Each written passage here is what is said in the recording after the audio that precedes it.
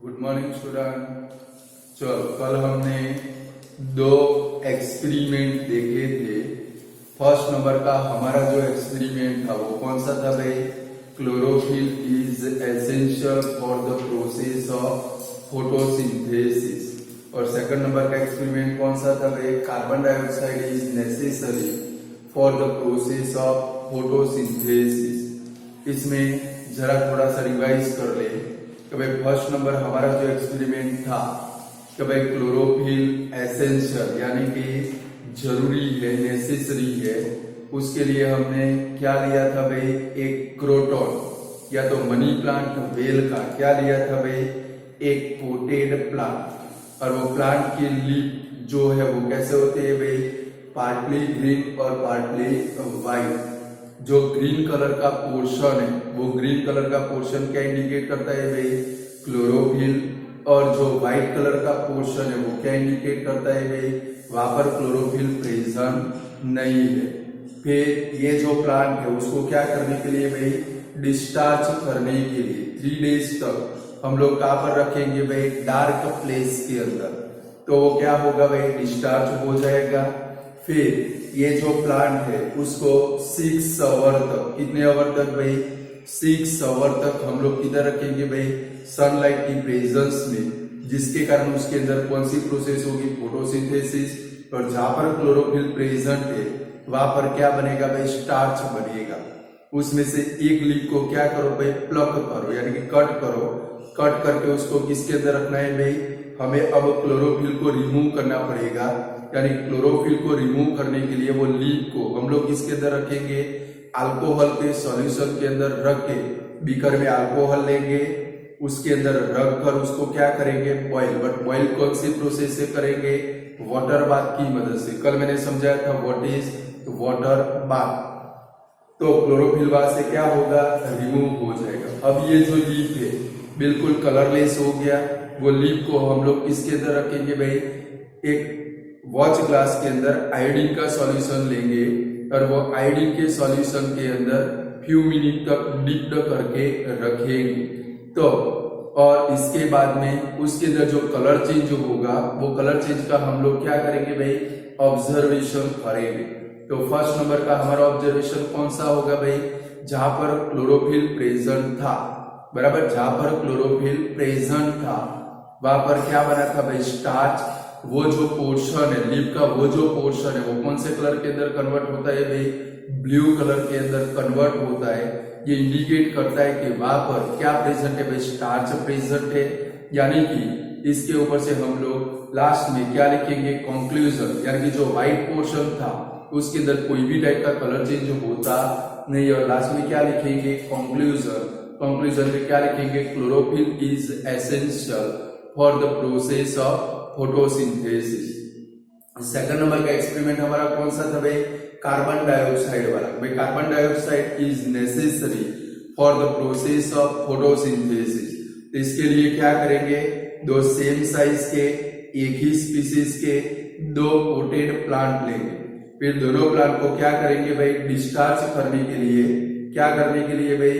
Discharge करने के लिए 2 से 3 दिन कहां पर रखेंगे? डार्क प्लेस के अंदर। फिर दोनों पोट को किसके ऊपर रखेंगे?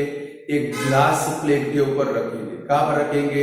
ग्लास प्लेट के ऊपर रखेंगे। दोनों को अलग अलग सेपरेट ग्लास प्लेट। फिर फर्स्ट प्लांट है उसके नियरेस्ट में वॉच ग्लास के अंदर किसका सॉल्यूशन लेंगे? Potassium hydroxide. वो सॉल्यूशन वहां पर रखेंगे। और कल मैंने आपको बोला था पोटेशियम हाइड्रोक्साइड का फंक्शन कौन सा है? वो कार्बन डाइऑक्साइड को क्या कर लेता है भाई? एब्सॉर्ब कर लेता है। फिर दोनों प्लांट को किसकी मदद से कवर करेंगे भाई? बेल जार की मदद से। किसकी मदद से भाई? Bell jar. और एयर टाइट करने के लिए क्या करेंगे? बेल जार के नीचे की लोअर सरफेस है, वो लोअर सरफेस के ऊपर हम लोग क्या लगा देंगे भाई? वैसेलिन लगा देंगे। तो अब क्या होगा भाई? अब ये जो प्लांट है उसको 5 to 6 आवर तक कहां पर रखेंगे भाई? सनलाइट की प्रेजेंस में रखेंगे। और फिर दोनों प्लांट में से एक एक लीफ कट करके इसके अंदर रखेंगे भाई? हम लोग आयोडीन के सॉल्यूशन के अंदर रखेंगे। तो वहां पर देखेंगे कि भाई जिस plant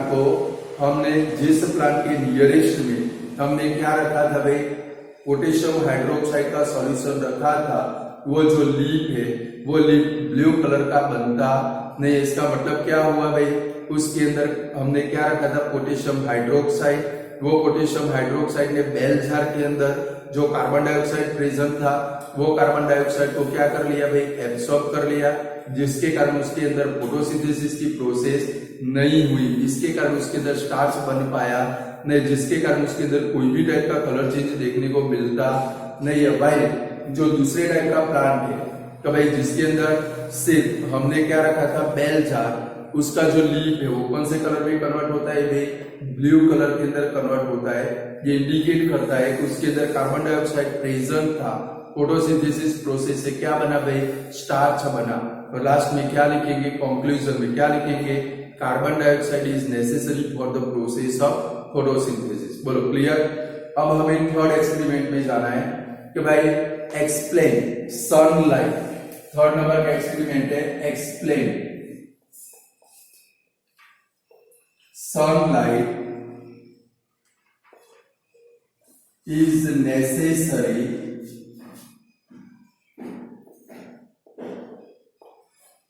for the process of photosynthesis. Necessary for the process of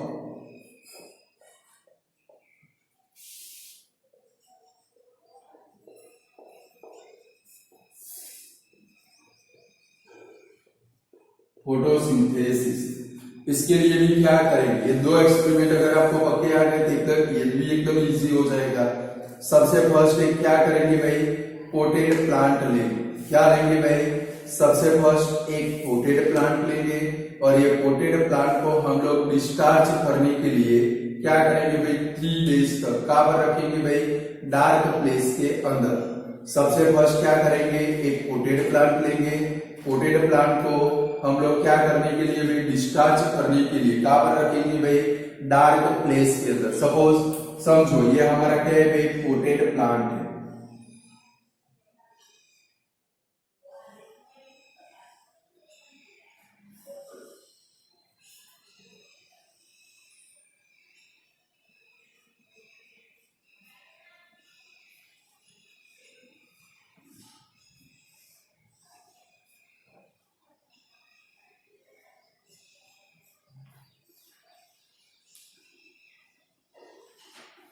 तो सबसे फर्स्ट क्या करेंगे, एक पोटेड प्लांट लेंगे।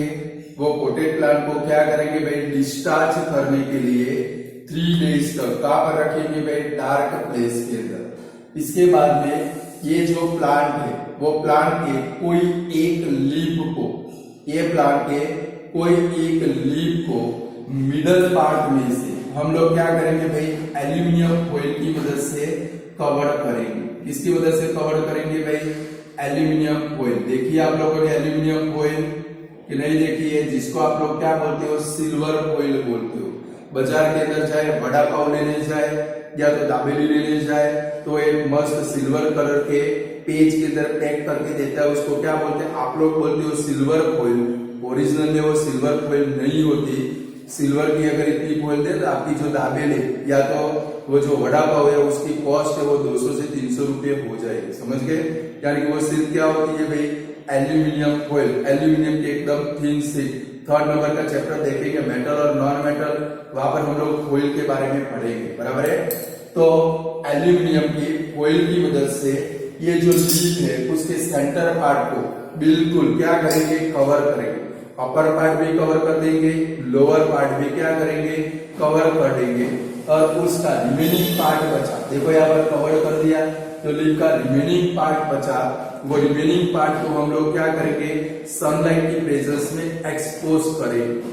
समझ में आता है मैं क्या बोल रहा हूँ। सबसे फर्स्ट क्या लेंगे, एक पोटेड प्लांट। वो पोटेड प्लांट को क्या करेंगे भाई, डिस्चार्ज करने के लिए 3 डेज तक कहाँ पर रखेंगे भाई, हम लोग डार्क प्लेस के अंदर। इसके बाद में क्या करेंगे, उसके कोई एक लीफ के सेंटर पार्ट यानी मिडल पार्ट को क्या करेंगे, एल्यूमिनियम की फॉइल की मदद से कवर करेंगे। और उसका जो रिमेनिंग पार्ट है, लीफ का जो रिमेनिंग पार्ट है उसको सनलाइट की प्रेजेंस में क्या करेंगे, एक्सपोज्ड करेंगे, यानी खुला छोड़ देंगे।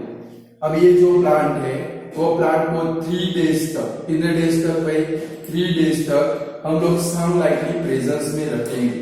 सनलाइट की प्रेजेंस में रखेंगे तो क्या होगा भाई, ये जो लीफ है, लीफ के दोनों पोर्शन को सनलाइट मिलेगी।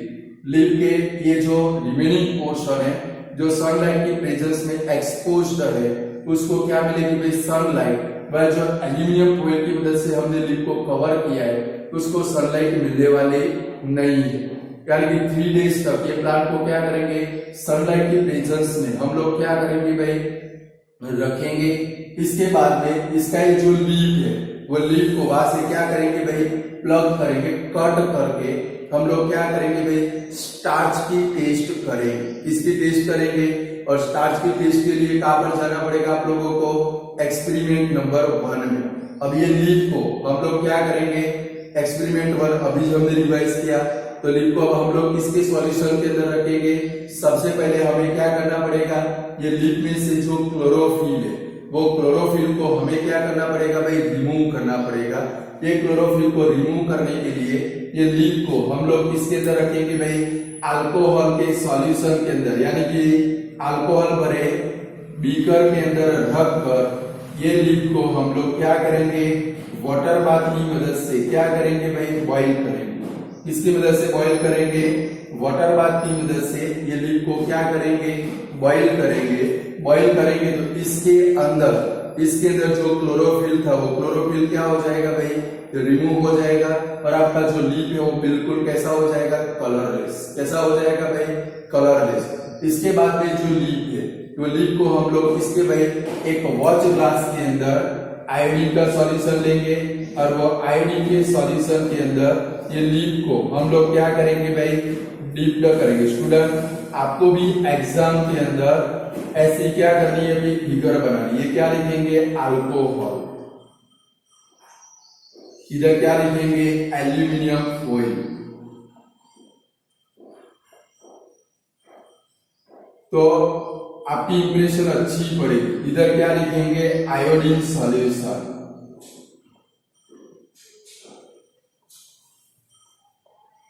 लीफ को किसके अंदर रखेंगे, आयोडीन के सॉल्यूशन के अंदर, और उसका जो कलर चेंज होता है वो कलर चेंज को हम लोग क्या करेंगे, ऑब्जर्व करेंगे।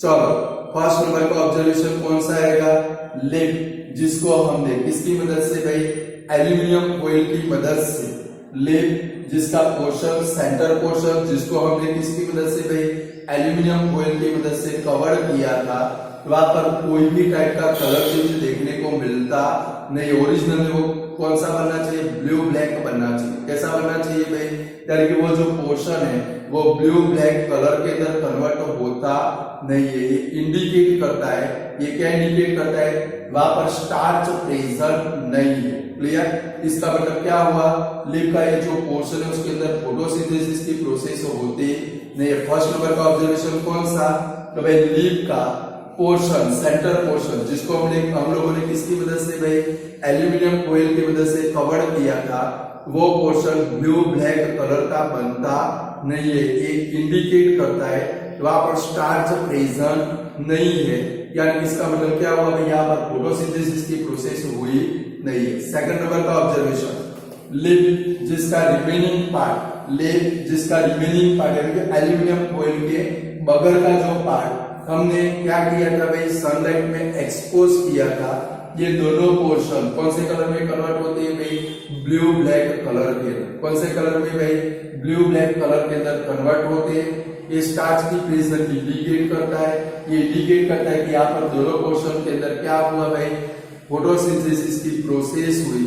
और लास्ट में क्या आएगा भाई, कंक्लूजन। कंक्लूजन में क्या लिखेंगे, सनलाइट इज एसेंशियल या तो नेसेसरी। देखो ये पोर्शन को सनलाइट नहीं मिली तो यहाँ पर क्या नहीं हुआ भाई, फोटोसिंथेसिस। इसके कारण आयोडीन के सॉल्यूशन में डिप किया तो यहाँ पर कोई भी टाइप का कलर चेंज नहीं हुआ। कलर चेंज नहीं हुआ, ये क्या इंडिकेट करता है, ये पोर्शन को सनलाइट नहीं मिली तो वहां पर कौन सी प्रोसेस नहीं हुई भाई, फोटोसिंथेसिस की प्रोसेस नहीं हो पाई। वाइल रिमेनिंग पोर्शन थे, वो रिमेनिंग पोर्शन आयोडीन के सॉल्यूशन की प्रेजेंस में कौन से कलर के हो गए, ब्लू ब्लैक कलर के। ये क्या इंडिकेट करता है, यहाँ पर कौन सी प्रोसेस हुई भाई, फोटोसिंथेसिस। ये इंडिकेट करता है कि भाई फोटोसिंथेसिस प्रोसेस कब हुई, जब इनको सनलाइट मिली तब। यानी कि लास्ट में क्या लिखेंगे कंक्लूजन में कि भाई sunlight is necessary for the process of photosynthesis. बोलो लिख पाओगे, बट जब भी एक्सपेरिमेंट है ध्यान रख के लिखना है कि भाई क्लोरोफिल का सनलाइट में न घुस जाए, सनलाइट का क्लोरोफिल में न घुस जाए, या तो क्लोरोफिल और सनलाइट का किसके अंदर भाई कार्बन डाइऑक्साइड के अंदर घुसना नहीं चाहिए। देखो क्लोरोफिल वाले में एक ही प्लांट था, सनलाइट वाले में एक ही प्लांट है, दोनों को डिस्चार्ज की, फिर क्या किया, क्लोरोफिल वाले में हम लोगों ने क्या किया था, डिस्चार्ज करने के बाद 6 आवर तक उसको कहां पर रखा था, प्लांट को हम लोगों ने सनलाइट के प्रेजेंस में। फिर तो कॉमन है वो लीफ को हमने क्या किया भाई, क्लोरोफिल रिमूव करने के लिए बॉयल किया, वो सब कॉमन है। सेकंड नंबर कौन सा था भाई, हमारा कार्बन डाइऑक्साइड वाला एक्सपेरिमेंट। तो भाई कार्बन डाइऑक्साइड में कितने प्लांट लेने पड़ेंगे, 2 पोटेड प्लांट। कितने potted plant, 2 potted plant discharge करेंगे, फिर डिस्चार्ज करने के बाद 3 दिन तक डिस्चार्ज करेंगे, फिर वो दोनों को किसके ऊपर रखेंगे, ग्लास प्लेट के ऊपर। फर्स्ट के नीचे नियरेस्ट में क्या रखेंगे, पोटेशियम हाइड्रोक्साइड का सॉल्यूशन। क्लियर, और फिर तो सेम टेस्ट बराबर। और थर्ड नंबर कौन सा भाई, तो भाई सनलाइट इज नेसेसरी, एक पोटेड प्लांट डिस्चार्ज करेंगे, डिस्चार्ज करने के बाद कोई एक लीव्स के सेंटर पार्ट के अंदर क्या लगाएंगे, एल्यूमिनियम फॉइल। क्लियर, तीनों के अंदर इतने डिफरेंस है, बाकी सब कॉमन है। क्लियर, तो चलो सनलाइट के लिए सबसे पहले क्या लेंगे, एक पोटेड प्लांट। वो पोटेड प्लांट को क्या करेंगे, 3 डेज तक, अरे डिस्चार्ज करने के लिए 3 डेज तक कहां पर रखेंगे, डार्क प्लेस के अंदर। इसके बाद में क्या करेंगे, ये प्लांट के कोई एक लीफ को सेंटर पार्ट के अंदर, मिडल पार्ट के अंदर एल्यूमिनियम फॉइल की मदद से क्या करेंगे भाई, upper part and lower part दोनों को क्या कर देंगे, कवर करेंगे। बराबर है। इसके बाद में जो प्लांट है इसको 3 डेज तक सनलाइट के प्रेजेंस में रखेंगे, कवर करेंगे, और रिमेनिंग पार्ट कैसा रहना चाहिए, सनलाइट के प्रेजेंस में एक्सपोज्ड रहना चाहिए। 3 डेज तक इसको सनलाइट के प्रेजेंस में रखेंगे, बाद में लीफ को क्या करेंगे, प्लक करेंगे, यानी कि कट करेंगे। कट करने के बाद इसमें से क्या करेंगे, स्टार्च की टेस्ट करेंगे। तो स्टार्च की टेस्ट कौन सी, कि भाई ये लीफ को सबसे पहले कौन से सॉल्यूशन में रखेंगे भाई, अल्कोहल के सॉल्यूशन के अंदर रखकर इसको क्या करेंगे, बॉईल करेंगे। बट बॉईल किसके अंदर करेंगे, वर्ड कंपलसरी आना चाहिए, वाटर बाथ। कौन सा वर्ड आना चाहिए, वाटर बाथ के अंदर इसको क्या करेंगे भाई, बॉईल करेंगे। सारा क्लोरोफिल है वो क्या हो जाएगा, डिसॉल्व, जिसके कारण आपका पूरा लीफ है वो कैसा हो जाएगा, कलरलेस। कैसा हो जाएगा भाई, कलरलेस। इसके बाद में ये लीफ को कौन से सॉल्यूशन के अंदर रखेंगे, आयोडीन के सॉल्यूशन के अंदर फ्यू मिनट तक डिप करके क्या करेंगे, जो कलर चेंज होता है उसका ऑब्जर्वेशन करेंगे। फर्स्ट नंबर का ऑब्जर्वेशन कौन सा, लीफ जिसका मिडल पार्ट, सेंटर पार्ट हमने एल्यूमिनियम फॉइल की मदद से कवर किया था, वो पोर्शन ब्लू ब्लैक कलर का बनता नहीं है। ये क्या इंडिकेट करता है, वहां पर स्टार्च प्रेजेंट नहीं है, क्योंकि इसको सनलाइट मिली नहीं है, यानी कि वहां पर फोटोसिंथेसिस की प्रोसेस हुई नहीं है। क्लियर है, फर्स्ट नंबर का ऑब्जर्वेशन। फर्स्ट ऑब्जर्वेशन कौन सा, लीफ जिसका सेंटर पार्ट एल्यूमिनियम फॉइल की मदद से कवर किया था, वो ब्लू ब्लैक कलर का बनता नहीं है, यानी कि वहां पर स्टार्च कैसा है भाई, एब्सेंट, यानी कि फोटोसिंथेसिस की प्रोसेस होती नहीं है। सेकंड नंबर का ऑब्जर्वेशन कौन सा, लीफ का एक्सपोज्ड पोर्शन, रिमेनिंग पार्ट, जिसको हमने सनलाइट में क्या किया था भाई, एक्सपोज्ड किया था, वो जो पार्ट है वो कौन से कलर का बनता है भाई, ब्लू ब्लैक कलर का। ये इंडिकेट करता है ये दोनों पार्ट के अंदर क्या प्रेजेंट है, स्टार्च प्रेजेंट है। ये दोनों पार्ट के अंदर क्या प्रेजेंट है भाई, स्टार्च प्रेजेंट है। ये इंडिकेट करता है यहाँ पर कौन सी प्रोसेस हुई भाई, फोटोसिंथेसिस की प्रोसेस। क्लियर, और लास्ट में क्या लिखेंगे कि भाई sunlight is necessary for the process of photosynthesis. बोलो अब लिख पाओगे तीनों में से कोई भी है। चलो अब आगे बढ़े। एक मोड ऑफ न्यूट्रिशन हमने देखा, ऑटोट्रॉपिक। अब दूसरा आता है हेटरोट्रॉपिक मोड ऑफ न्यूट्रिशन। ये भी मोस्ट इंपोर्टेंट शॉर्ट नोट है 4 मार्क के लिए। Right not on a heterotrophic mode of nutrition 3 mark में भी आ सकती है, 4 मार्क में भी आ सकती है। क्लियर, तो हेटरोट्रॉपिक मोड ऑफ न्यूट्रिशन कि भाई हेटरोट्रॉपिक मोड ऑफ न्यूट्रिशन वो ये जो मोड ऑफ न्यूट्रिशन है वो फूड की अवेलेबिलिटी के ऊपर डिपेंडेबल है। तो भाई हेटरोट्रॉपिक मोड ऑफ न्यूट्रिशन है, वो हेटरोट्रॉपिक मोड ऑफ न्यूट्रिशन कब है, किसके ऊपर डिपेंडेबल है भाई, फूड की अवेलेबिलिटी और ऑर्गेनिज्म कैसे फूड ऑब्टेन करता है उसके ऊपर डिपेंडेबल रहता है। यानी कि या तो प्लांट के ऊपर डिपेंडेबल रहता है या तो एनिमल के ऊपर डिपेंडेबल रहता है। लाइक हम लोग वेजिटेरियन बराबर, तो हम लोग किसके ऊपर डिपेंडेबल है, ओनली एंड ओनली प्लांट के ऊपर, बट एनिमल के ऊपर भी हम लोग डिपेंडेबल है। सुबह में उठकर दूध पीना पड़ता है, तो दूध के लिए किसके ऊपर डिपेंडेबल है भाई, हम लोग एनिमल के ऊपर डिपेंडेबल है। बट चाइना के अंदर जाओ, कुछ भी खा लेते, जो भी एनिमल मिला पकड़ के वो क्या करते हैं भाई, खा लेते हैं। यानी कि हेटरोट्रॉपिक न्यूट्रिशन किसके ऊपर डिपेंडेबल है, फर्स्ट मैंने बोला कभी फूड की अवेलेबिलिटी, और सेकंड नंबर किसके ऊपर, ऑर्गेनिज्म फूड कैसे ऑब्टेन करता है उसके ऊपर क्या होता है भाई, डिपेंडेबल होता है। हेटरोट्रॉपिक मोड ऑफ न्यूट्रिशन के अंदर सेकंड पॉइंट में जाओगे, हेटरोट्रॉपिक मोड ऑफ न्यूट्रिशन के अंदर हम सब लोग इसके अंदर आते हैं हेटरोट्रॉप्स है। हमारे आजू बाजू में एटमॉस्फेयर के अंदर कार्बन डाइऑक्साइड भी प्रेजेंट है और क्या प्रेजेंट है भाई, वाटर भी प्रेजेंट है। हमारे एटमॉस्फेयर में कार्बन डाइऑक्साइड भी प्रेजेंट है, वाटर भी प्रेजेंट है, यानी कि दोनों इनऑर्गेनिक सब्सटेंस प्रेजेंट है, तो भी हम लोग अपना फूड अपने आप बना पाते नहीं है। यानी कि हेटरोट्रॉपिक मोड ऑफ न्यूट्रिशन के अंदर organism carbon dioxide and water में से फूड कभी भी बना पाता नहीं है। यानी कि हेटरोट्रॉपिक मोड ऑफ न्यूट्रिशन में organism carbon dioxide and water में से अपना न्यूट्रिशन कभी भी ऑब्टेन कर सकता नहीं है। थर्ड नंबर का पॉइंट है हेटरोट्रॉपिक मोड ऑफ न्यूट्रिशन में, हेटरोट्रॉपिक मोड ऑफ न्यूट्रिशन में ऑर्गेनिज्म क्या करता है भाई, एनिमल या तो प्लांट को कौन से फॉर्म में ऑब्टेन करता है, एनिमल या तो प्लांट को कौन से फॉर्म में ऑब्टेन करता है भाई, ऑर्गेनिक सब्सटेंस के फॉर्म में ऑब्टेन करता है। लाइक आप दाल खाते हो, चावल खाते हो, रोटी खाते हो, सब्जी खाते हो, फ्रूट खाते हो, वो सारे सब्सटेंस आप जो यूज करते हो या तो दूध मिल्क यूज करते हो, वो सारे सब्सटेंस कौन से सब्सटेंस है भाई, ऑर्गेनिक सब्सटेंस। कौन से सब्सटेंस है भाई, ऑर्गेनिक। और वो सब्सटेंस में से ऑर्गेनिज्म है वो क्या करता है भाई, एनर्जी डिराइव करता है। यानी कि हेटरोट्रॉपिक मोड ऑफ न्यूट्रिशन के अंदर, हेटरोट्रॉपिक मोड ऑफ न्यूट्रिशन के अंदर ऑर्गेनिज्म प्लांट या तो एनिमल में से ऑर्गेनिक सब्सटेंस के फॉर्म में, ऑर्गेनिक फूड के फॉर्म में फूड को क्या करता है भाई, ऑब्टेन करता है, और उसमें से वो क्या डिराइव करता है भाई, एनर्जी डिराइव करता है।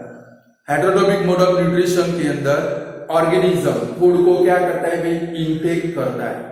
हेटरोट्रॉपिक मोड ऑफ न्यूट्रिशन के अंदर ऑर्गेनिज्म क्या करता है भाई, फूड को इनटेक करता है। इनटेक करने के बाद उसको क्या करता है भाई, डाइजेस्ट करता है। तो भाई फूड को इनटेक करता है, इनटेक करने के बाद फूड को क्या करता है भाई, डाइजेस्ट करता है, यानी कि स्मॉलर से स्मॉलर पार्ट के अंदर कन्वर्ट करता है, और कन्वर्ट करने के बाद उसमें से वो क्या डिराइव करता है भाई, एनर्जी डिराइव करता है। क्लियर?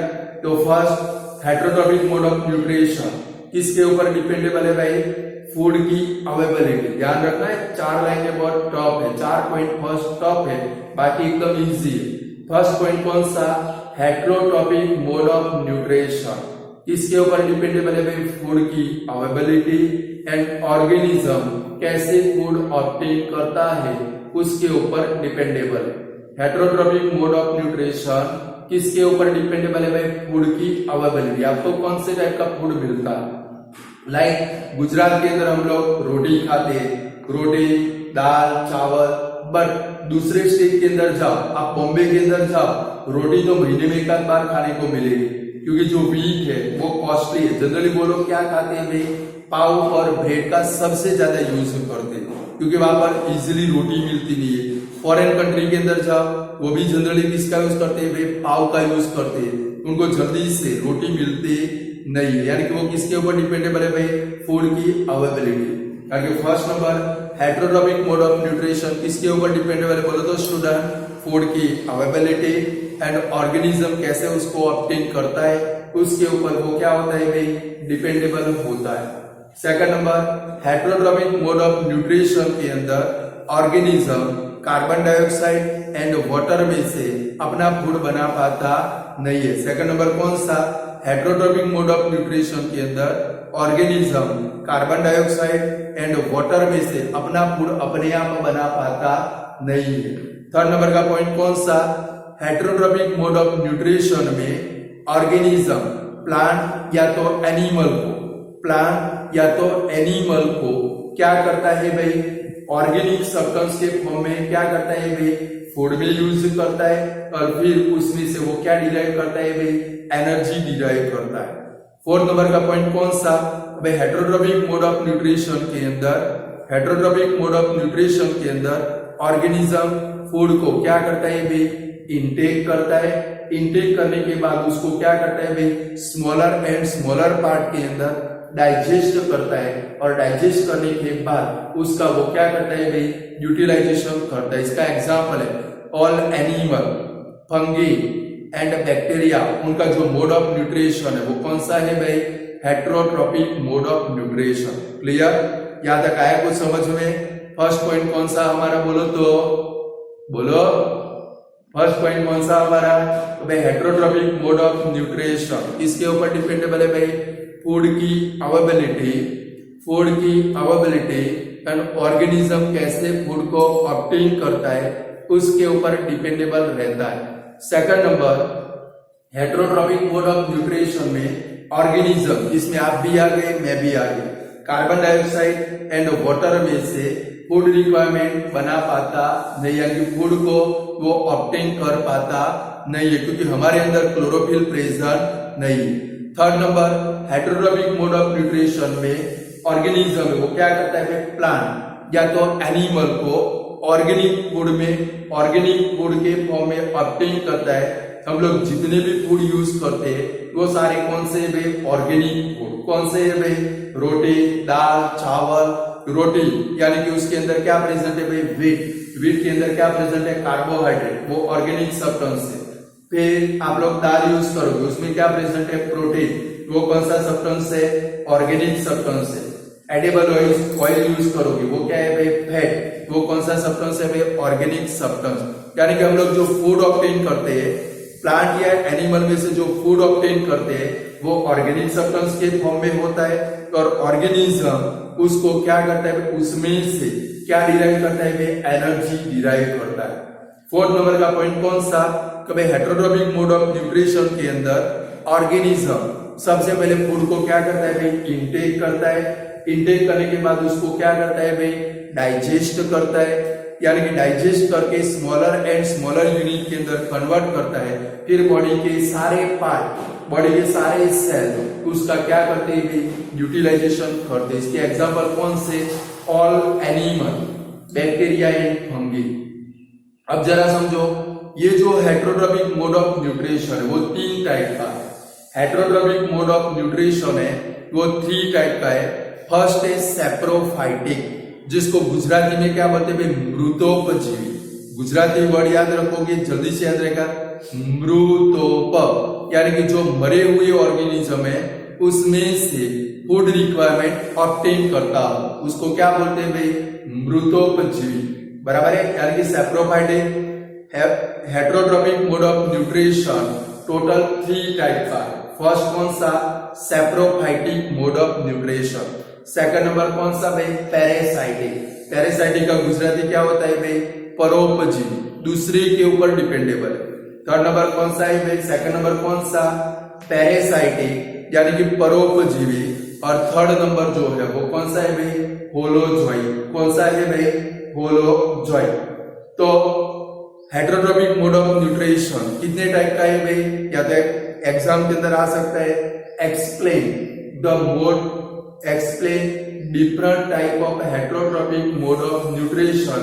ये 3 आपको लिखने पड़ेंगे। फर्स्ट कौन सा, सैप्रोफाइटिक, नंबर 2 कौन सा, पैरासाइटिक, नंबर 3 कौन सा, होलोजॉइक। क्लियर। तो how many type of heterotrophic mode of nutrition, तो there are 3 type of heterotrophic mode of nutrition. Number 1 कौन सा, सैप्रोफाइटिक, नंबर 2 कौन सा, पैरासाइटिक, नंबर 3 कौन सा, होलोजॉइक। चलो इसमें से फर्स्ट नंबर देखते हैं, सैप्रोफाइटिक, जहां पर एक ऑर्गेनिज्म डेड डिसेइंग मैटर में से, समझना, जहां पर एक ऑर्गेनिज्म डेड डिसेइंग मैटर में से अपनी फूड रिक्वायरमेंट ऑब्टेन करता हो, ऐसे टाइप का जो मोड ऑफ न्यूट्रिशन है, इसको क्या बोलते हैं भाई? Saprophytic mode of nutrition. तो भाई सैप्रोफाइटिक मोड ऑफ न्यूट्रिशन किसको बोलेंगे? याद रखना है, फंगी के अंदर, ये ब्लैंक में आ चुका है, फंगी के अंदर मोड ऑफ न्यूट्रिशन है वो कौन से टाइप का है भाई? सैप्रोफाइटिक टाइप का। वो हेटरोट्रॉपिक तो है, बट हेटरोट्रॉपिक का कौन सा टाइप है? सैप्रोफाइटिक। लाइक इसका एक बेस्ट सिंपल एग्जांपल दे दूं, अभी ये मस्त सीजन चल रही है, रेनी सीजन, क्लाउड है, एटमॉस्फेयर के अंदर क्या प्रेजेंट है भाई? मॉइस्चर भी प्रेजेंट है। अगर आप अपने घर के अंदर पाव लाओगे या तो ब्रेड लाओगे, भाई सपोज समझो कल आपके घर में वड़ा पाव बनाने, या तो कल आपके घर में दाबेली बनाने, भाई मुंह में पानी नहीं आना चाहिए, समझ गए? कुछ लोगों देखो भूख भी पीक गई, मुंह में से पानी टपक गया। वड़ा पाव बनाना है या तो क्या बनाने का है भाई? दाबेली बनानी। उसके लिए क्या लाने पड़ेंगे? पाव। आप लोग सोच रहे हो कि सर आज ही हम लोग पाव ला के वड़ा पाव नहीं बना सकते, तो आपकी मम्मी बोलेगी अभी कोरोना चल रहा है। क्या चल रहा है भाई? और कोरोना के कारण कोई भी चीज हम लोग मार्केट में से लेकर आए, मिनिमम हमें 18 या 20 आवर के बाद यूज करनी चाहिए। कितने आवर के बाद? मार्केट में से लेकर आए, उसको धो डाले, धोने के बाद साइड में रख देंगे, मिनिमम 12 आवर के बाद उसका यूज करें, बराबर है? इसलिए मैंने बोला कि भाई आपके घर में कल क्या बनानी है भाई? दाबेली या तो वड़ा पाव, तो मार्केट में से आप क्या लेकर आओगे? पाव। क्योंकि अभी तो आप बाजार की कोई भी चीज खाने से डरते हो, शायद कोरोना आ गया तो डरते हो कि नहीं डरते हो? पक्के डरते हो ना? तो पाव लेकर आए, मेरे घर में ऐसा हुआ था अभी थोड़े दिन पहले, वड़ा पाव बनाने थे, अगले दिन में क्या लेकर आया भाई? पाव लेकर आया, 2 पैकेट लेकर आया। मैंने पाव रख दिए, धोकर बाहर से अच्छे से रख दिए। दूसरे दिन 3 बजे वो पाव देखे तो सारे पाव के ऊपर फंगी निकल आई। सारे पाव के ऊपर क्या निकल आई? फंगी। मैं दुकान वाले के पास गया, दुकान वाले को बोला यार कल ये ले गया था, देखा जी अभी आज इसकी डेट है, कल ले गया था, इसके ऊपर फंगी आ गई। बोले चाले मगर उसने वो पाव मुझे क्या कर दिए? रिप्लेस कर दिए। यानी कि उसके ऊपर जो फंगी आई, आपका जो पाव है वो कौन सी मैटर है? डेड डिसेइंग मैटर है। कौन सी मैटर है भाई? Dead decaying matter. और उसके ऊपर से ये जो फंगी है वो क्या करती है भाई? अपना न्यूट्रिशन ऑब्टेन करती है। या तो सपोज आप रेनी सीजन में कहीं पर भी घूमने जाते हो कि भाई सैटरडे संडे मंडे विलेज चले गए, रोटी के डब्बे के अंदर रोटी भूल गए, रोटी के डब्बे के अंदर रोटी भूल गए, आकर देखते हैं उसके ऊपर फंगी निकल आती है, मम्मी बोलती है फूक है, वो म्यूकर नाम की फंगी है। कौन से नाम की फंगी है भाई? म्यूकर नाम की फंगी है। याद रखना है वर्ड हमें। एक रिप्रोडक्शन नाम के चैप्टर के अंदर आपकी बुक में रिप्रोडक्शन, और इसके अंदर एक स्पोर फॉर्मेशन आता है। एसेक्सुअल रिप्रोडक्शन में स्पोर फॉर्मेशन आता है, तो स्पोर फॉर्मेशन में फिर से हम लोग म्यूकर को पढ़ेंगे। कारण कि अभी ये फंगी को देख लेना, क्योंकि जब वो रिप्रोडक्शन चैप्टर चलेगा तो वैसे सीजन भी नहीं होगी, कहीं पर भी आपको फंगी भी देखने को नहीं मिलेगी। क्लियर? यानी कि वापिस आ जाए, हम लोग बहुत दूर निकल गए यार। चलो फर्स्ट कौन सा भाई? Saprophytic mode of nutrition. तो जहां पर एक ऑर्गेनिज्म डेड डिसेइंग मैटर में से अपनी फूड रिक्वायरमेंट ऑब्टेन करता हो, ऐसे टाइप का जो मोड ऑफ न्यूट्रिशन है, इसको क्या बोलते हैं भाई? Saprophytic mode of nutrition. यहाँ पर जो सैप्रोफाइट है वो कंप्लीटली अपनी फूड रिक्वायरमेंट के लिए किसके ऊपर डिपेंडेबल रहता है भाई? डेड डिसेइंग मैटर के ऊपर, और अपनी बॉडी वॉल की मदद से। किसकी मदद से भाई? बॉडी वॉल की मदद से जो सैप्रोफाइट है उसमें से अपनी फूड रिक्वायरमेंट क्या करता है भाई? ऑब्टेन करता है। बॉडी वॉल नाम का वर्ड आना चाहिए। सैप्रोफाइट है अपनी बॉडी वॉल की मदद से क्या करता है भाई? जो डेड डिसेइंग मैटर है, यानी कि जो सैप्रोफाइट है उसमें से अपनी फूड रिक्वायरमेंट क्या करता है भाई? ऑब्टेन करता है। एग्जाम्पल खास याद रखने, सैप्रोफाइट का एग्जाम्पल कौन सा? All fungi and bacteria. क्या आएगा भाई? All fungi and some bacteria. Bacteria अकेला नहीं लिख देना है, कुछ बैक्टीरिया है वो कैसे है भाई, हम लोग आगे भी देख गए, ऑटोट्रॉफिक में भी बैक्टीरिया आते हैं, बराबर, यानी क्या लिखेंगे, सम बैक्टीरिया। बोलो लिख पाओगे? तो सैप्रोफाइटिक किसको बोलेंगे, जहां पर एक ऑर्गेनिज्म अपनी फूड रिक्वायरमेंट के लिए कंप्लीटली किसके ऊपर डिपेंडेबल हो गए, डेड डिसेइंग मैटर के ऊपर, यानी कि एक ऑर्गेनिज्म डेड डिसेइंग मैटर में से, जहां पर ऑर्गेनिज्म डेड डिसेइंग मैटर में से अपनी फूड रिक्वायरमेंट ऑब्टेन करता हो, ऐसे टाइप का जो मोड ऑफ न्यूट्रिशन है इसको क्या बोलते हैं भाई, सैप्रोफाइटिक मोड ऑफ न्यूट्रिशन। ये न्यूट्रिशन के अंदर जो सैप्रोफाइट है, यानी कि जो न्यूट्रिशन ऑब्टेन करता है वो कंप्लीटली किसके ऊपर डिपेंडेबल रहता है भाई, डेड डिसेइंग मैटर के ऊपर कंप्लीटली डिपेंडेबल रहता है, और उस अपनी बॉडी वॉल की मदद से, किसकी मदद से भाई, अपनी बॉडी वॉल की मदद से उसमें से वो क्या ऑब्टेन करता है भाई, न्यूट्रिशन ऑब्टेन करता है। एग्जांपल कौन सा भाई, इसका best example all fungi and some bacteria. Like अभी रेनी सीजन चल रही है, हम लोग मार्केट के अंदर निकले, बारिश आ गई, लेदर की चीजें भी हम लोग पहनते हैं, तो कुछ लेदर की चीजें लाइक पैंट पहना है या तो आपके पास पर्स है वो भीग गया, और उसको जब भी हम लोग प्योर लेदर होना चाहिए, बराबर, सिंथेटिक लेदर नहीं होना चाहिए, तो प्योर लेदर भीग गया, हम लोग घर पे लाकर रखते हैं, तो आपके शूज लेदर के भीग गए, घर पे लाकर रखते हैं, तो दूसरे या तीसरे दिन जब वो ड्राई होते हैं उसके ऊपर पूरा ग्रीन कलर का लेयर बन जाता है। वो ग्रीन कलर का लेयर बना, वो किसका लेयर है भाई, फंगी। आपके जो शूज है वो क्या है भाई, ऑर्गेनिक मैटर है। कौन सी मैटर है भाई, dead matter, dead organic matter, और उसमें से फंगी क्या करती है भाई, न्यूट्रिशन ऑब्टेन करती है। चलो क्लियर स्टूडेंट। सेकंड नंबर कौन सा भाई, पैरासाइटिक। कौन सा भाई, पैरासाइटिक, जहां पर एक ऑर्गेनिज्म का भाई मोड ऑफ न्यूट्रिशन, जिसके अंदर एक ऑर्गेनिज्म अपनी फूड रिक्वायरमेंट के लिए कंप्लीटली दूसरे ऑर्गेनिज्म के ऊपर डिपेंडेबल रहता है। भाई मोड ऑफ न्यूट्रिशन जिसमें एक ऑर्गेनिज्म अपनी फूड रिक्वायरमेंट के लिए दूसरे ऑर्गेनिज्म के ऊपर कंप्लीटली डिपेंडेबल रहता हो, ऐसे टाइप का जो मोड ऑफ न्यूट्रिशन है इसको क्या बोलते हैं भाई, parasitic mode of nutrition. Mode of nutrition जहां पर एक ऑर्गेनिज्म अपनी फूड रिक्वायरमेंट के लिए कंप्लीटली दूसरे ऑर्गेनिज्म के ऊपर डिपेंडेबल रहता हो, ऐसे टाइप का जो मोड ऑफ न्यूट्रिशन है इसको क्या बोलते हैं भाई, पैरासाइटिक मोड ऑफ न्यूट्रिशन। अब वर्ड समझना, जो न्यूट्रिशन ऑब्टेन करता है, जो अपने न्यूट्रिशन के लिए दूसरे के ऊपर डिपेंडेबल रहता है, उसको क्या बोलते हैं भाई, पैरासाइट। क्या बोलते हैं भाई, जो अपने न्यूट्रिशन के लिए दूसरे ऑर्गेनिज्म के ऊपर डिपेंडेबल रहता है तो उसको क्या बोलते हैं भाई, पैरासाइट। गुजराती में कहवाय परोपजीवी। शू कहवाय भाई, परोपजीवी। और वहां पर दूसरा ऑर्गेनिज्म है जिसमें से न्यूट्रिशन ऑब्टेन होता है, जिसमें से न्यूट्रिशन ऑब्टेन होता है, वो ऑर्गेनिज्म को क्या बोलते हैं भाई, होस्ट। क्या बोलते हैं भाई, गुजराती में शू कहवाय, यजमान।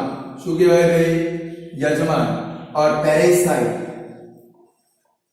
उसको क्या बोलते हैं भाई, परोपजीवी।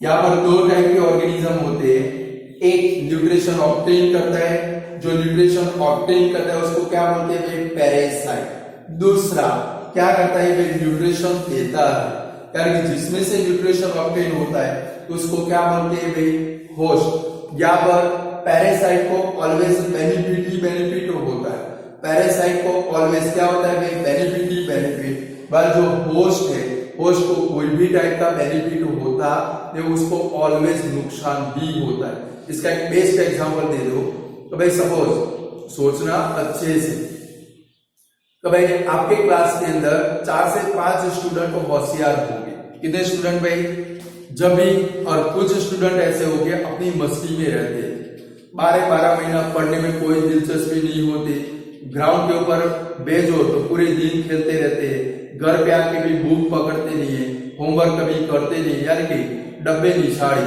क्या बोलते हैं, ठोट निशाड़ी। जब भी एग्जाम का टाइम टेबल आता है वो कभी भी बुक पकड़ते नहीं है, और वो होशियार स्टूडेंट है, 12 के 12 महीने डेली टू डेली वर्क करते रहते हैं, आज की प्रिपरेशन आज करते हैं, आपको ऐसा बनना है। अब क्या होता है, जब एग्जाम का टाइम आता है, टाइम टेबल आ गया, 5-7 दिन पहले टाइम टेबल आता है, तब वो जो डब्बे निशाड़िए वो क्या करते हैं, भाई बुक लेकर बैठते सिर्फ अपने मम्मी पापा को दिखाने के लिए, देखो मेरी एग्जाम आ रही है, मैं पढ़ रहा हूँ। अब वो क्या करेंगे, जो ये डब्बे लोग होते हैं ना, बहुत चालाक होते हैं। कैसे होते हैं भाई, चालाक। वो ऑलवेज होशियार स्टूडेंट को अपना दोस्त बनाकर रखते हैं। अब जब एग्जाम का एकाध वीक बाकी होता है, तब से वो क्या करते हैं भाई, जो होशियार स्टूडेंट है उनको पता होता है कि मेरे बाजू वाली बेंच पे ये वाला आने वाला है, तो मेरे आगे ये वाला आने वाला है, मेरे पीछे ये वाला आने वाला है। उनको थोड़ा क्या भाई खिलाना पिलाने की शुरुआत कर दे, चॉकलेट देते, आइसक्रीम खिलाते, या तो क्या देते भाई, अपने नाश्ते के डब्बे में से अच्छा अच्छा नाश्ता कराते, बराबर है। घर पे रोट कर मम्मी से अच्छा अच्छा नाश्ता ले जाते, उसको नाश्ता कराते। और जब पेपर आता है तब क्या होता है भाई, वो तो कुछ भी करे मगर जाते, रात को 9 बजे सो जाते, सुबह में 6 बजे उठकर नहा धोकर एग्जाम देने जाते। सीधा ये जो बेचारा होस्ट है, जो होशियार स्टूडेंट है, उसमें से डायरेक्टली पूरा पेपर, वो तो बेचारा भोला होता है, जो होशियार होता है, पूरा पेपर उसमें से उतार देते।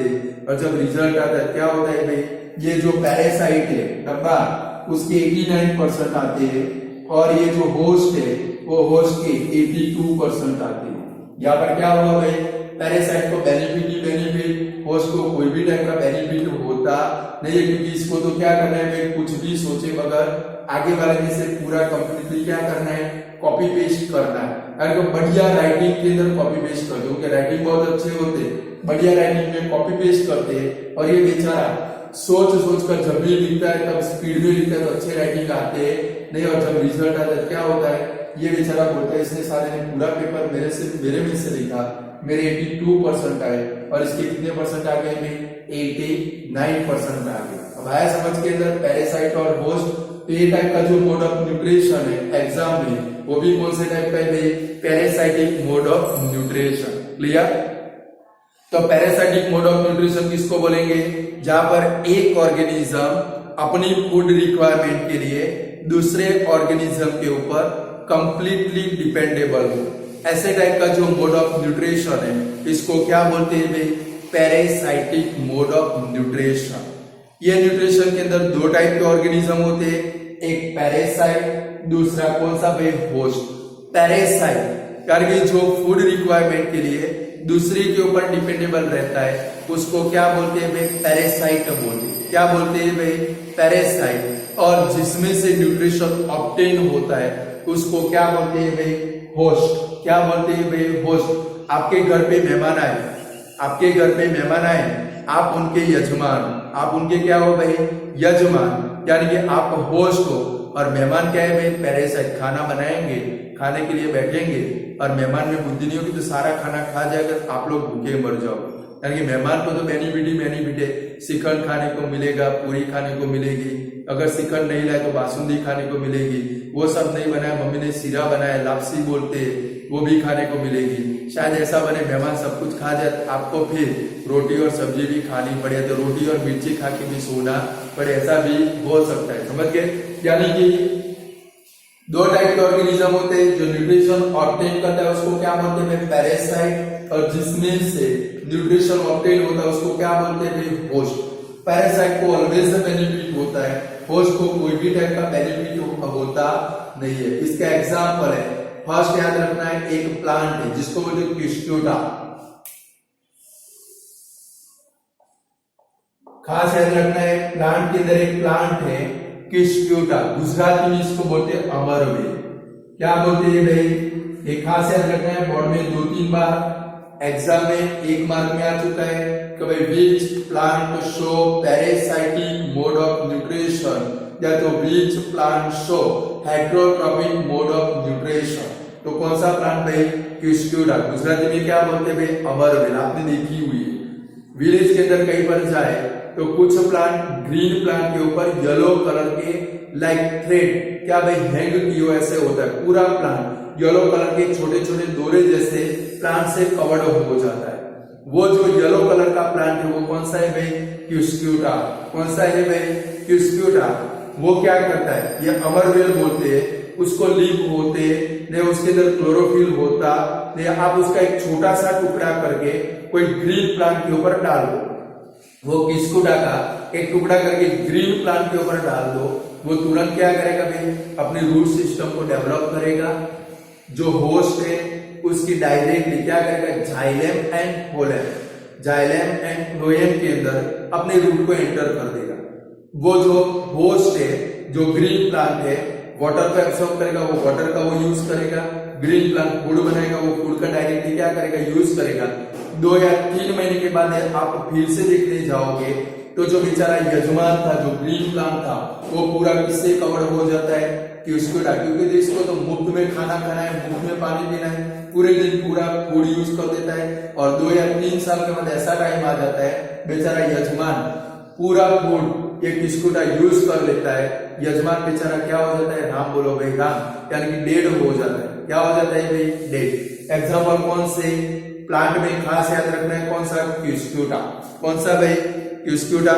फिर सम फंगी, सम बैक्टीरिया और टैपवर्म लाइक एस्केरिस, ये सब जो है वो किसके एग्जाम्पल है भाई, parasitic mode of nutrition. Like आप जब छोटे थे, एस्केरिस का नाम आप लोग पढ़ चुके हो 9th स्टैंडर्ड के अंदर। एस्केरिस है गुजराती में करमियो, क्योंकि भाई करमिया। आप जब छोटे थे ओनली दूधू के ऊपर रहते थे, कभी कभी मम्मी को क्या करते थे, कंप्लेंट करते थे, मम्मी मेरे को पेट में दुखता है। जब भी डॉक्टर के पास ले जाते थे, डॉक्टर बोलते थे इनको एस्केरिस यानी कि करमिया है, डॉक्टर दवाई देता था। और फिर जब भी आप ठीक करने जाते थे तब क्या होते थे भाई, वो करमिया डेड होकर निकल जाते थे। समझ गए, वो कैसे थे भाई, पैरासाइट। आपके स्मॉल इंटेस्टाइन के अंदर वो रहते, आप छोटे बच्चे थे, मिल्क ओनली यूज करते हो, तीखा खाना तो खाते नहीं हो, इसके कारण जब आप दूध पियोगे, मिल्क यूज करोगे, वो डायरेक्टली वो मिल्क का क्या कर लेते भाई, यूज कर लेते। बट जब क्या होते हैं, थोड़े बड़े हो जाते, हम लोग तीखा खाने की शुरुआत करते, वो अपने आप क्या हो जाते, किल हो जाते। क्लियर। चलो 3rd नंबर में जाते हैं, होलोजॉइड। कौन सा है भाई, होलोजॉइड। जहां पर प्लांट के कोई पार्ट का, एनिमल के कोई पार्ट का, या तो होल प्लांट या तो होल एनिमल को अपने फूड में यूज करने के बाद, वो एनाकोंडा आपने देखा होगा, अजगर बोलते हैं, जब भी कोई ऑर्गेनिज्म होल पार्ट को वो क्या करता है भाई, फूड में यूज कर लेता है। कि भाई आप उसके नियरेस्ट में गए, आपको वो पूरा क्या करेगा, निगल जाएगा, कि होल पार्ट आ गया, या तो कोई सीप आया, गोट आई, या तो कोई काऊ आई, उसको पूरा क्या करता है भाई, निगल जाता है। यानी कि कोई पार्ट का, एनिमल के कोई पार्ट का, प्लांट के कोई पार्ट का, या तो होल एनिमल या तो होल प्लांट को फूड में यूज करके, यूटिलाइज करके, उसके बाद में बॉडी के अंदर क्या होते हैं, डाइजेस्टिव एंजाइम, डाइजेस्टिव एंजाइम की वजह से डाइजेस्ट करके बॉडी के सभी सेल के यूटिलाइज करने की जो प्रोसेस है, वो प्रोसेस को, वो जो मोड ऑफ न्यूट्रिशन, इसको हम लोग क्या बोलते हैं भाई, होलोजॉइक मोड ऑफ न्यूट्रिशन। न्यूट्रिशन जिसके अंदर प्लांट के कोई पार्ट का, या तो एनिमल के कोई पार्ट का, या तो होल एनिमल या तो होल प्लांट को फूड में यूज करने के बाद उसका क्या करके भाई, डाइजेस्टिव एंजाइम की मदद से डाइजेस्ट करने के बाद बॉडी के सभी सेल के यूटिलाइज करने की जो प्रोसेस है, बॉडी के सभी पार्ट, सभी सेल के यूटिलाइज करने की जो प्रोसेस है, वो प्रोसेस को क्या बोलते हैं, holozoic mode of nutrition. Example man, हम लोग इसके अंदर आते हैं, हमारा जो मोड ऑफ न्यूट्रिशन है वो कौन से टाइप का है भाई, होलोजॉइक। हम लोग प्लांट को यूज करते हैं, एनिमल को यूज करते हैं, तो होल प्लांट, होल एनिमल को यूज करके हमारी बॉडी के अंदर उसका क्या होता है, डाइजेशन। डाइजेशन हो जाने के बाद उसका यूटिलाइज कौन करते हैं, हमारी बॉडी के सारे सेल। ये टाइप का जो मोड ऑफ न्यूट्रिशन है, इसको क्या बोलते हैं भाई, होलोजॉइक मोड ऑफ न्यूट्रिशन। एग्जाम्पल कौन से, मैन, रेट, जो भी एनिमल आपको दिखे वो सबके नेम लिख दे रहे, उनका जो मोड ऑफ न्यूट्रिशन है वो कौन से टाइप का है भाई, होलोजॉइक। तो यहाँ पर heterotrophic mode of nutrition complete हुआ। बोलो लिख पाओगे। तो हेटरोट्रॉपिक मोड ऑफ न्यूट्रिशन तो किसके ऊपर डिपेंडेबल है भाई, फिर से लाइन बाय लाइन देख लेते। जरा 1 मिनट में थोड़ा पानी ग्रहण कर, हिंदी में बोले ना। चलो student, line by line, heterotrophic mode of nutrition किसके ऊपर डिपेंडेबल है भाई, फूड की अवेलेबिलिटी एंड ऑर्गेनिज्म कैसे फूड ऑब्टेन करता है, उसके ऊपर क्या होता है भाई, डिपेंडेबल रहता है। Second number, heterotrophic mode of nutrition के अंदर organism carbon dioxide and water base से फूड ऑब्टेन कर सकता नहीं, यानी कि अपना फूड बना पाता नहीं।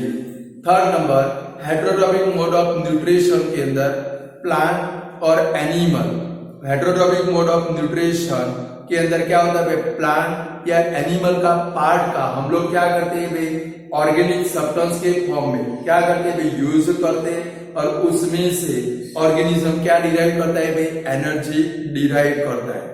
हेटेरोट्रॉपिक मोड ऑफ न्यूट्रिशन के अंदर ऑर्गेनिज्म फूड को क्या करेगा, इनटेक करेगा, इनटेक करने के बाद उसको क्या करेगा भाई, डाइजेस्ट करेगा, यानी स्मॉलर एंड स्मॉलर पार्ट के अंदर क्या करेगा भाई, कन्वर्ट करेगा, और बॉडी के each and every cell, each and every part बाद में उसका क्या करेंगे भाई, यूटिलाइजेशन करेंगे। एग्जाम्पल कौन सा, all animal, fungi and bacteria. Heterotrophic mode of nutrition कितने टाइप का है भाई, 3 टाइप। फर्स्ट कौन सा, सैप्रोफाइटिक, गुजराती वर्ड याद रखोगे, मृतोपजीवी, मरे हुए सब्सटेंस में से, क्लियर। फर्स्ट कौन सा, सैप्रोफाइटिक, जहां पर ऑर्गेनिज्म डेड डिसेइंग मैटर में से अपनी फूड रिक्वायरमेंट ऑब्टेन करता हो, ऐसे टाइप का जो मोड ऑफ न्यूट्रिशन है इसको क्या बोलते हैं भाई, saprophytic mode of nutrition.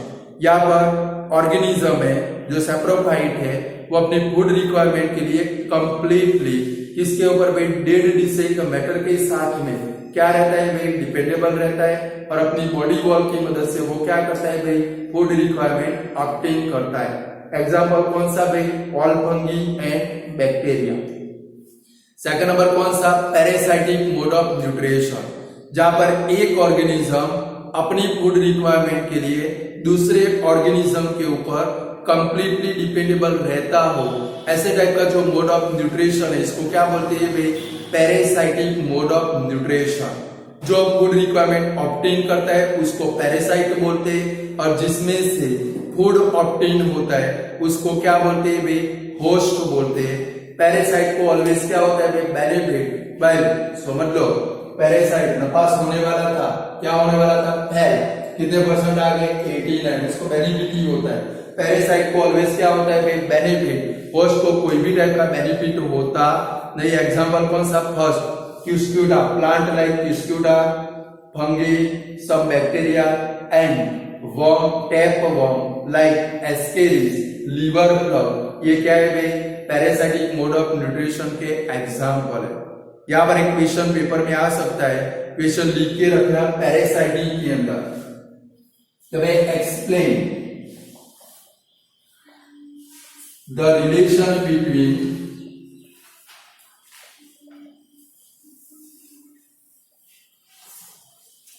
Parasite and host. ये बोर्ड के एग्जाम में 2 मार्क में आ चुका है। Explain the relation between parasite and host, ये जो मैंने बोला वही लिखना है, पूरा पैरासाइटिक मोड ऑफ न्यूट्रिशन लिख देना है, क्लियर। तो पैरासाइटिक मोड ऑफ न्यूट्रिशन किसको बोलेंगे, जहां पर एक ऑर्गेनिज्म अपनी फूड रिक्वायरमेंट के लिए दूसरे ऑर्गेनिज्म के ऊपर डिपेंडेबल हो, ऐसे टाइप का जो मोड ऑफ न्यूट्रिशन है इसको क्या बोलते हैं, पैरासाइटिक मोड ऑफ न्यूट्रिशन। जो फूड रिक्वायरमेंट के लिए डिपेंडेबल रहता है उसको क्या बोलते हैं, पैरासाइट, और जिसमें से फूड ऑब्टेन होता है उसको क्या बोलते हैं, होस्ट। पैरासाइट को ऑलवेज क्या होता है, बेनिफिट, होस्ट को कोई भी टाइप का बेनिफिट होता नहीं है, क्लियर। चलो थर्ड नंबर कौन सा था भाई, होलोजोइड। कौन सा था भाई, जहां पर मोड ऑफ न्यूट्रिशन जिसके अंदर एनिमल या तो प्लांट के कोई पार्ट था या तो होल एनिमल होल प्लांट को फूड में इंटेक करने के बाद, फूड में इंटेक करने के बाद डाइजेस्टिव एंजाइम की मदद से उसका डाइजेशन करके बॉडी के each and every cell, each and every part के यूटिलाइज करने की जो प्रोसेस है, ऐसे टाइप का जो मोड ऑफ न्यूट्रिशन है इसको क्या बोलते हैं भाई, होलोजोइड। क्या बोलते हैं भाई, होलोजोइड। फॉर एग्जांपल कौन से, मैन, रैट, फ्रॉग, ये सब का जो मोड ऑफ न्यूट्रिशन है वो कौन से टाइप का है भाई, होलोजोइड टाइप का मोड ऑफ न्यूट्रिशन। बोलो स्टूडेंट, अब लिख पाओगे पैरासाइटिक मोड ऑफ न्यूट्रिशन कि नहीं लिख पाओगे? आज ही ये दोनों क्वेश्चन प्रिपेयर कर देंगे, डेली टू डेली प्रिपरेशन करोगे, कभी भी आपको साइंस के अंदर डिफिकल्टी नहीं होगी, और हमारी ज्यादा से ज्यादा 2 ही थियरी चलेगी। अब स्टूडेंट एक चीज खास ध्यान रखनी है, कल क्या करोगे, ह्यूमन डाइजेस्टिव सिस्टम, बराबर है, एक तो अमीबा और दूसरा ह्यूमन डाइजेस्टिव सिस्टम। पूरी होने वाली नहीं है डाइजेस्टिव सिस्टम, क्योंकि उसके लिए 2 दिन चाहिए। कितने दिन चाहिए? 2 आवर चाहिए। कितने आवर चाहिए? 2 आवर मिल गए, कंप्लीट हो जाएगी। बट अमीबा को 2 बार पढ़ोगे, बराबर है, बट ह्यूमन डाइजेस्टिव सिस्टम पढ़ने के लिए 5 बार पढ़ के बैठना, यानी कि जो वर्ड आएंगे ह्यूमन डाइजेस्टिव सिस्टम मैंने जो भेजी है वो कितनी बार पढ़ के बैठोगे? 5 बार पढ़ के बैठोगे। आपको दिमाग के अंदर फिट करने की जिम्मेदारी मेरी, आपको पैरट यानी कि पोपट बनाने की जिम्मेदारी मेरी। आपको फर्स्ट वर्ड से लेके लास्ट वर्ड तक मैंने जो भेजा है, फर्स्ट वर्ड से लेके लास्ट वर्ड तक human digestive system each and every student को आती है। बट इसके लिए क्या करना है? सबसे पहले 5 बार पढ़ के वो क्वेश्चन समझना, बराबर है। भले हमारे 2 कलाक चले जाए, 2 बार मुझे वीडियो बनाना बने, मुझे कोई प्रॉब्लम नहीं है, 2 बार बनाऊंगा। बट ह्यूमन डाइजेस्टिव सिस्टम क्या करेंगे? 5 बार पढ़ के बैठेंगे, यानी कि आपको बहुत मजा आएगा। समझ गए ना? चलो आज इतना रखते, कल तो जॉक्स नहीं हुआ था, आज एक जॉक सुना देता हूं। एक बार कोई सपोज हमारे हर्ष कदम अंकल थे। कौन थे भाई? हर्ष कदम अंकल। एक बार उन्होंने हॉस्पिटल के अंदर फोन किया। हर्ष कदम अंकल ने क्या किया भाई? हॉस्पिटल के अंदर फोन किया डॉक्टर को, और डॉक्टर को पूछा, गुजराती बोले तो सारू लगे, हिंदी यार हूँ आपको दाड़ चप चप चप चप करवानो। डॉक्टर ने फोन કર્યો, ડોક્ટરને ફોન કરીને એવું કીધું, ડોક્ટર સાહેબ આપણે જરા બેડ નંબર રૂમ નંબર 5 ની અંદર બેડ નંબર 5 ઉપર અમારા પેલા નિસર્ગ હર્ષ કાકાને દાખલ કર્યા છે, એમની તબિયત કેવી છે? કોને ફોન કર્યો? હર્ષ કદમે એક વાર શું કર્યું ભાઈ? ડોક્ટરને ફોન કર્યો। ડોક્ટરને ફોન કરીને કીધું રૂમ નંબર 5 માં બેડ નંબર 5 ઉપર જે પેશન્ટ દાખલ કર્યું છે એની તબિયત કેવી છે? ડોક્ટરે કીધું બહુ જ સરસ છે। બીજો હર્ષ કદમે સવાલ કર્યો કે ડોક્ટર સાહેબ એમનું સુગર લેવલ કેવું છે? કે બહુ જ બેસ્ટ સુગર લેવલ છે। પછી કીધું ડોક્ટર હર્ષ કદમે ત્રીજો સવાલ કર્યો, ડોક્ટર સાહેબ એમનું બીપી કેવું છે? ડોક્ટરે કીધું એમનું બીપી બિલકુલ નોર્મલ છે। એટલે કે એમને હવે વેન્ટિલેટર ઉપર રાખવા પડે એવા છે કે નથી રાખવા પડે? ના ના, કે એમને બિલકુલ વેન્ટિલેટર ઉપર રાખવાની જરૂર નથી। હવે ડોક્ટરે કીધું, આટલા બધા સવાલો કર્યા હર્ષ કદમે, એટલે ડોક્ટરે કીધું કે તમે કોણ બોલો છો? એટલે પેલા હર્ષ કદમે શું કીધું? સાલા ડોબા, હું એ જ હર્ષ કદમ બોલું છું જેને તમને રૂમ નંબર 5 બેડ નંબર 5 ઉપર ઊંઘાડ્યો છે, પેશન્ટ જ બોલું છું। આ તો હું જાણવા માંગતો હતો, સાલા તમે મારા સાથે શું શું કરી રહ્યા છો? કે મને ક્યારની રજા આપી શકો એવા છો, છતાં કેટલાય દાડાથી મને બેડ ઉપર ઊંઘાડી રાખી છે। ખબર પડી કે ના પડી? ચલો आज इतना रखते हैं। Good bye.